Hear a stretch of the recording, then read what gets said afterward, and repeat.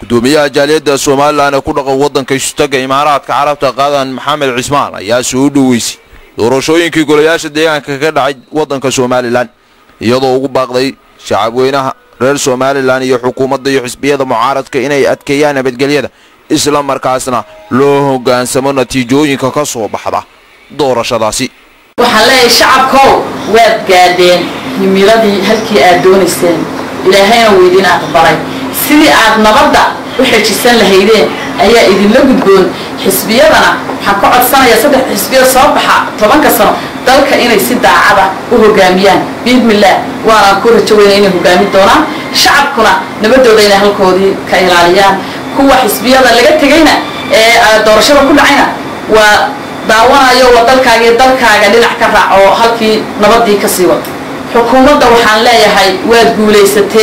guuleysateen ilaahayna guusha idin la qabtay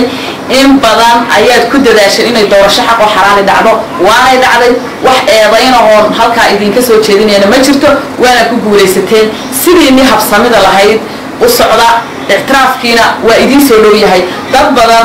أو هير يوروبنا وي شوغان تلك وانا إدين دينين وحنا هو تلابد حتى هنا تاي اعترافكي دورشة أبي ونسعدنا فرنا كود السعودية أبي وجول والسناير إني دورشة أي دعوة وانا وده فرح سني ما أنت جد أنا مقعد يكون هذا لينا والله يصور هم بلينا يا ضمان غير معرض شينو